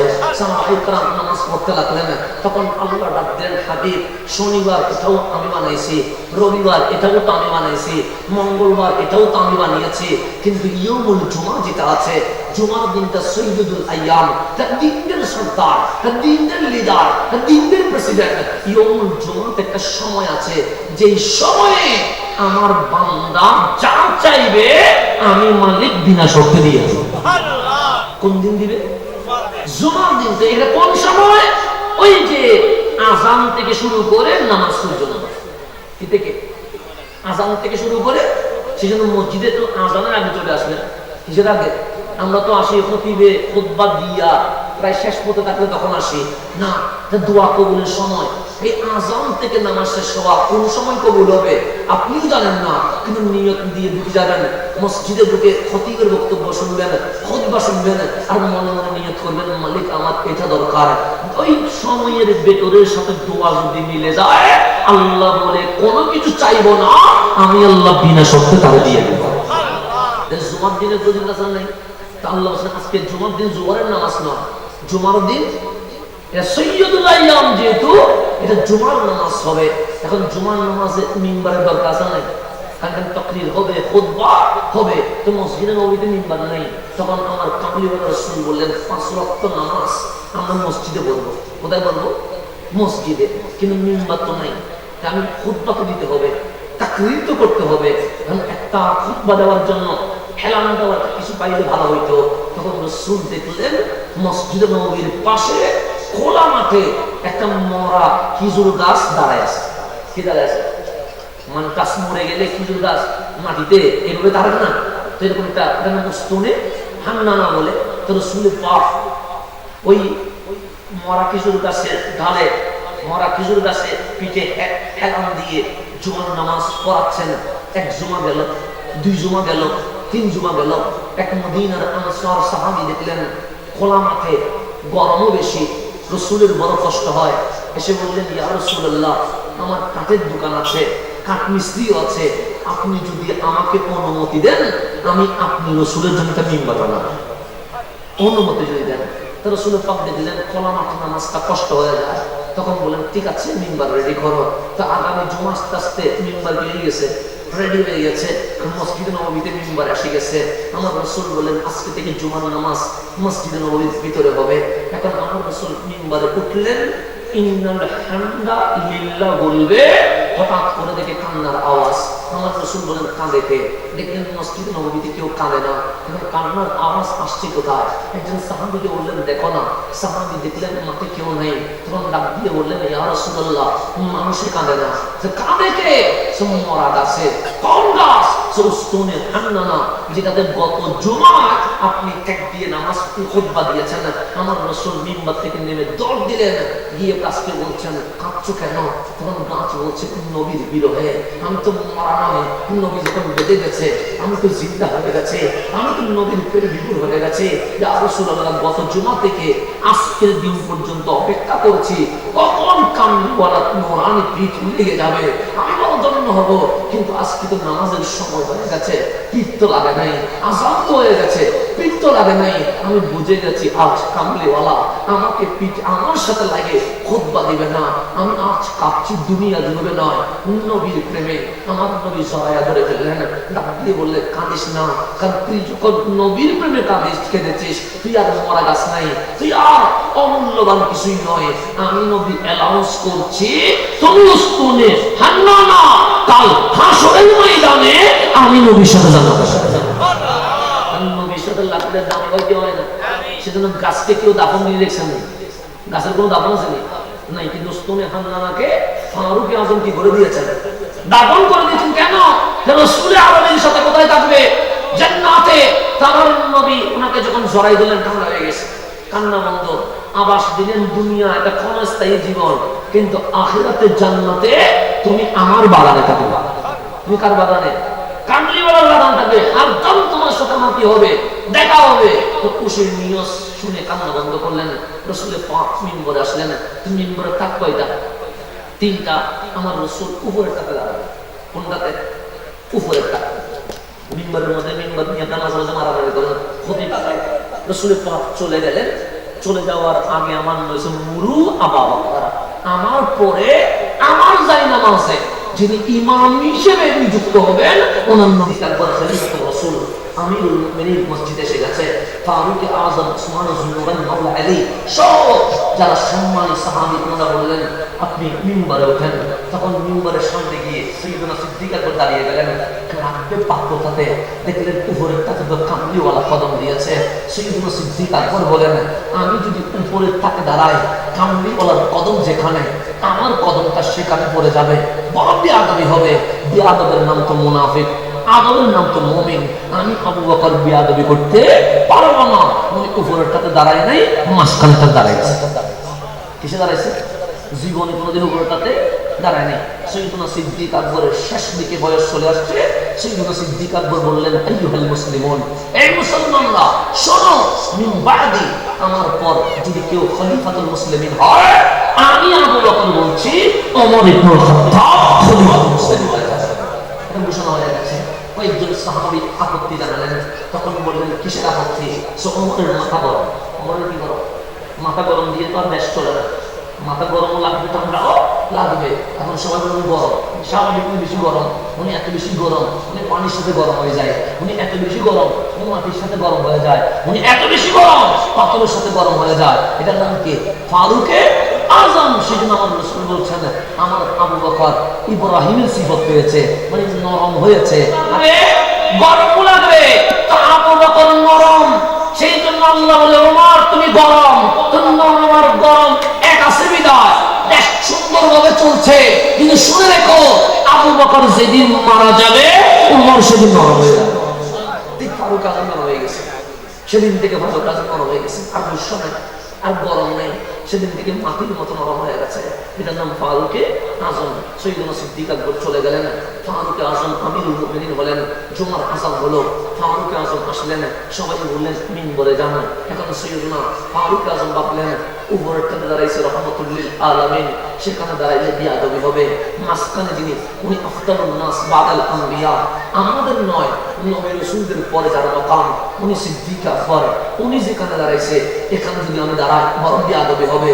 উনি নিচের তাকে দাঁড়াই গেছেন। যেখানে সিদ্দিক দাঁড়াইছে, সেখানে উনি দাঁড়ান নাই। ফারুক আজম চলে গেলেন। খলিফা হইলেন উসমান যুলনুরাইন। জুমার দিন চলে আসলো, সবাই বলে মিম্বরে যান। এখন সাইয়েদনা উসমান থেমে গেলেন। উপরেরটাতে দাঁড়াইছে রহমাতুল লিল আলামিন, এটাতে তো আমি দাঁড়াইতে পারবো না। মাঝখানে দাঁড়াইছে সিদ্দিক আকবর, উনি তো পজিশনে বড়, উনি যেখানে কদম রাখছে সেখানে তো আমি রাখতে পারবো না। নিচেরটাতে দাঁড়াইছে ফারুকে আজম, উনি তো আমার চেয়ে পজিশনে বড়, কিন্তু এখানে যদি আমি দাঁড়াই, এটাও তো বিয়াদবি হবে। কোন দাঁড়াবো কোথায়? তখন বললেন, আরেকটা টাকা নামাইতে হবে। আরেকটা টাকা নামাইলে 4 নাম্বার হয়ে যাবে। উসমান যাবে, আমি চলে গেলে আলী আসবে। আলী তো আমি যেখানে দাঁড়াইছি সেখানে দাঁড়াবে না, তার আরেকটা বাড়বে। আলী চলে যাওয়ার পর হাসান আসবে। হাসান তো মাওলা আলী যেখানে দাঁড়াইছে সেখানে দাঁড়াবে না, তার আরেকটা বাড়বে। হুসাইন যখন আসবে, হাসান যেখানে দাঁড়াইছে সেখানে তো দাঁড়াবে না, তার আরেকটা বাড়বে। এরকম শুধু থাক বাড়তেই থাকবে। এরকম তো করা যাবে না। তখন কি করা যায়? তখন উসমান যুলনুরাইন বলে, যেই তাকে কামলিওয়ালা, যেই তাকে সৈয়দনা সিদ্দিক আকবর, যেই তাকে ফারুক আজম দাঁড়াইছে, ওই মিম্বারটা সরাইয়া দাও। কারণ ওখানে কোন তাকে আমি উসমান কদম দিতে পারবো না। নতুন একটা মিম্বার এনে মাঝখানে দাঁড়ায়া উসমান যুলনুরাইন খুতবা দেওয়া শুরু করে দিয়েছে। এটা ছিল ইসলামের আদব। আমি যেটা বলতে লাগলাম, ফারুক আজম দাঁড়ালেন জুমার মিম্বার। কোথায়? মিম্বার দাঁড়িয়ে জুমার বিষয় কি? সৈয়দনা সিদ্দিক আকবর। বিষয় কি? সৈয়দনা সিদ্দিক কি বলছে? সোহুয়া সাইয়্যিদুনা, উনি আমাদের সর্দার। ওয়া হুয়া খায়রুনা, উনি আমাদের মধ্যে সবচেয়ে উত্তম। তারপর বলছে, এই 16 লক্ষ সাহাবীদের মধ্যে আমার নবীর ভালোবাসার কথায় যিনি 1 নাম্বার, ওনার নাম সৈয়দনা সিদ্দিক আকবর। বাস আমার কথাটা আমি শেষ দিকে নিয়ে আসছি, একটু গভীরভাবে খেয়াল করুন। আল্লাহ আমাদেরকে কিছু দায়িত্ব দিয়েছে। কে দিয়েছেন? আল্লাহ। এগুলো বলতে গেলে অনেক সময় চলে যাবে। একদিন যুবক যারা আছে, ওদেরকে নিয়ে যদি সেমিনার সিস্টেম, মানে রুমের ভিতরে, মাঠে নয়, কি মানে তাদের একটা সেমিনার সিস্টেম, হল রুম সিস্টেমে, এখানে শুধু যুবক থাকবে। শুধু কে থাকবে? ওদের ট্রেনিং এর দরকার আছে। ওরা মিসগাইড হওয়ার পিছনে দায়ী আমি। কেন? কারণ আমার এই যুবকগুলারে আমি বুকে লাগায়া নবীর প্রেমটা দিতে পারি নাই বিদায় সে মাদক নিয়েছে। রসুল চিনাইতে পারি নাই বিদায় সে সিনেমায় গিয়েছে। রসুল কি জিনিস সেটা বুঝাইতে পারি নাই বিদায় সে বাইরে চলে গেছে। যদি আজকেও আমরা এই যুবকগুলারে বুকে লাগায়া নবীর প্রেমটা যদি দিতে পারি, খোদার কসম এই সমাজ জান্নাতি সমাজ হয়ে যাবে।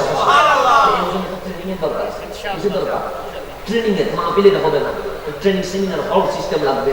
তো আমার যখন ফ্রি টাইম থাকবে, যেমন আমরা রমজানের পরে গিয়ে কি হয়ে যায়, ফ্রি হই। হ্যাঁ, আমরা মুহররম থেকে শুরু করে একদম রমজান পর্যন্ত ব্যস্ত থাকি। এরপর আমরা ফ্রি হই। যে কোনো সময় যখন আমাদের ফ্রি টাইম থাকবে, তখন শুধুমাত্র যুবকদেরকে নিয়ে যদি আমরা বসতে পারি, এবং আল্লাহ আমাদেরকে কি ডিউটি দিয়েছে, বুঝতে হবে আমরা বান্দা কার, আল্লাহ। তা আমরা যদি না বুঝি আল্লাহ কি ডিউটি দিয়েছে, তা আল্লাহ শুধু দুনিয়াতে শুধু ডিউটি পালন করবে। দুনিয়াতে কি করবি? কবরে গিয়ে কোনো ডিউটি আছে না? নাই। সে কবর থেকে হাসর তক শুধু জান্নাতের নিয়ামত উপভোগ করতে থাকবে। তাই আমাদের কিন্তু বুঝতে হবে আল্লাহ ডিউটির মধ্যে অন্যতম ডিউটি হচ্ছে ওয়াশকুরুনি, কার শুকরিয়া আদায় করো? আল্লাহ। ফাশকুরুনি আমাদের অনেক বিষয় আছে, শুধু ওয়াশকুরুনি শুকরিয়া করবো কার? আল্লাহ। কেন? সমস্ত নিয়ামত দিয়েছেন কে? এই শুকরিয়ার জন্য তিনটা কথা বলে কথা শেষ। ওয়াশকুরুনি, আল্লাহ বলছে তোমরা আমার কি আদায় করো? শুকরিয়া মানে কি? আলহামদুলিল্লাহ বলা, শুকরান লিল্লাহ বলা, না এটা শুকরিয়া বলা যায়, কিন্তু এটা আসল শুকরিয়া না। হ্যাঁ, এটা জাস্ট এমনিতেই ফর্মালিটি বলে আর কি। এটা কি বলে যে আমি বললাম পানি পান করে বললাম আলহামদুলিল্লাহ, ফর্মালিটি। শুকরান লিল্লাহ ফর্মালিটি, এটাকে শুকরিয়া বলে না। শুকরিয়ার লেভেল তিনটা। কয়টা লেভেল? এক নাম্বার লেভেল প্রথম শুকরিয়া, এটা হচ্ছে এক নাম্বার মনে প্রাণে এই বিশ্বাস করতে হবে আমার উপরের নিচে সামনে পিছনে ডানে বামে যত নিয়ামত আছে সবগুলো আল্লাহ দিয়েছে। এটা কয় নাম্বার শুকরিয়া? এক নাম্বার। আমার শুরু থেকে নখ পর্যন্ত কে দিছে? আমার উপরে যা আছে কে দিছে? আমার নিচে যা আছে, আমার ডানে বামে যা আছে, এটা হচ্ছে এক নাম্বার শুকরিয়া। এই একই রাখতে হবে আমাদেরকে সকল নিয়ামত দিয়েছেন কে? এটা হচ্ছে লেভেল 1। এর চেয়ে আর একটু বড় শুকরিয়া, ছোট শুকরিয়া না, কি শুকরিয়া? বড় শুকরিয়া। 2 নাম্বার লেভেল, এইটা নিয়ত করা আল্লাহ যা নিয়ামত দিয়েছেন ওই নিয়ামত গুনাতে ইউজ করব না। কিসে ইউজ করব না? এখন আপনারা নতুন করে বলে সুদকে দিয়েছে, নিয়ামতটা কার? তাহলে আমাকে সংকল্প করতে হবে এই চোখ দিয়ে আমি সিনেমা দেখবো না, এই চোখ দিয়ে আমি অশ্লীল ভিডিও দেখবো না, এই চোখ দিয়ে আমি খারাপ কিছু দেখবো না। কান দিয়েছে কে? এখন আমাকে মনে মনে সংকল্প করতে হবে আমি হিন্দি গান শুনবো না, আমি কোরআন শুনবো, হিন্দি গান শুনবো না। মুখ দিয়েছে কে? আমি গালি দিব না। হাত দিয়েছে কে? আমি অবৈধ জিনিস ধরবো না। পা দিয়েছে কে? আল্লাহ। এটা দিয়ে আমি অবৈধ কাজে যাবো না। লেভেল 2। লেভেল কি? এক নাম্বার শুকরিয়া হচ্ছে যা নিয়ামত পেয়েছি সব দিয়েছেন কে? আল্লাহ। আর এর চেয়ে বড় শুকরিয়া হচ্ছে আল্লাহ যা দিছে তা খারাপ কাজে ইউজ করবো না। এই শরীর গানে যাবে না, এই শরীর ড্যান্সে যাবে না, এই শরীর অবৈধ কোনো কাজ করবে। এর চেয়ে বড় শুকরিয়া হচ্ছে আল্লাহ যা দিছে সবগুলো আল্লাহ এবং রাসূলের জন্য ব্যয় করতে। এটা হচ্ছে লেভেল 3, সবচেয়ে মজবুত শুকরিয়া। এটা বলে আমার শেষ। লেভেল 3। এখন লেভেল 2 হচ্ছে গুনার কাজ করবো না। লেভেল 3 যে সুখ দিছে এটা আমি কোরআনের জন্য ব্যয় করবো। কান দিছে এটা দিয়ে আমি শুধু নবীর কথা শুনবো। মুখ দিছে এটা দিয়ে আমি মাওলানার জিকির করবো। এটা হচ্ছে লেভেল 3। এখন এটা কেমন সম্ভব?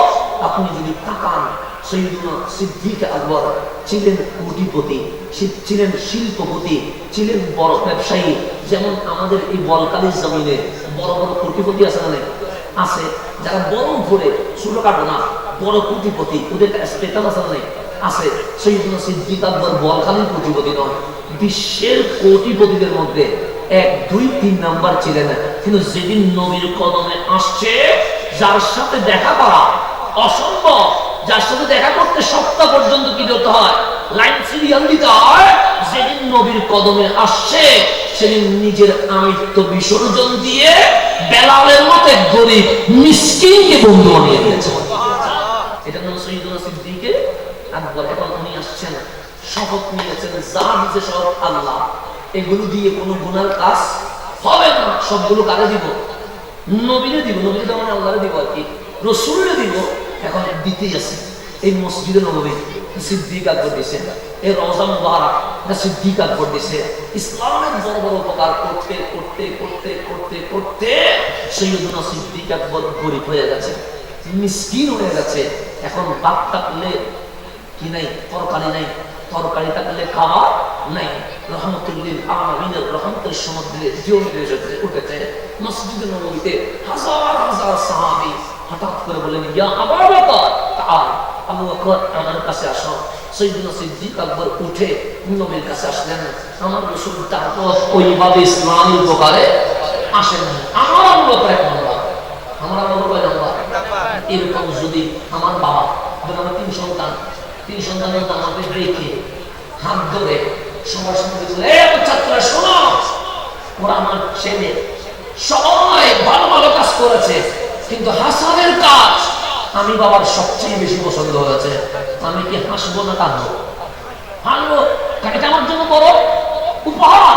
কারণ আমার বাবা বলছে আমার সম্পদ, আমার কাজ, আমার ডিউটি আমার বাবাকে সন্তুষ্ট করেছে, সেটা ছেলে হয়ে এর চেয়ে বড় উপহার আর হতে পারে? আমার নবীর সাহাবী হয়ে যখন আমার রাসূল বললেন আবু বকরের সম্পদ ইসলামের জন্য যেভাবে উপকার এসেছে, অন্য কারোরটা ওই রকম পর্যায়ে পৌঁছে নাই। তো সিদ্দিক আকবরের হাসার কথা না, উনি কান্না কাটি শুরু করে দিয়েছেন। উনি রাসূলের সামনে কান্না শুরু করে দিয়ে বাচ্চার মতো কাঁদতেছেন। আমার রাসূল বললেন, আবু বকর, আমি তো তোমাকে কাঁদাইতে বলি নাই, তোমাকে বলে আপনি বলছেন আবু বকরের সম্পদ, তার সম্পদ আবু বকরের সম্পদ, আমি এটার জন্য কান্না করছি কারণ আপনি বলেছেন মিথ্যা কি বলেছি?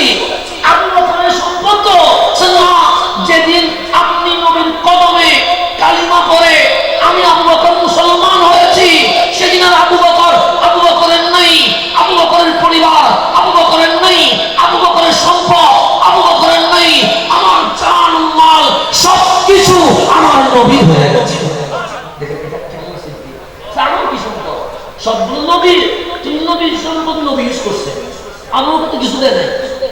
দেখেন নবীর কাছে, সেই জন্য যেদিন নবীর দরবারে গ্লাস, কাপ, প্লেট, বলের সুবাস ছাই নিয়ে আসছে, আমার রাসূল কান্না করে বলছেন, আবু বকর ছাইটাও নিয়ে আসলাম, মা আফকাইতালি আহলে, বলের জন্য কি রাখছো?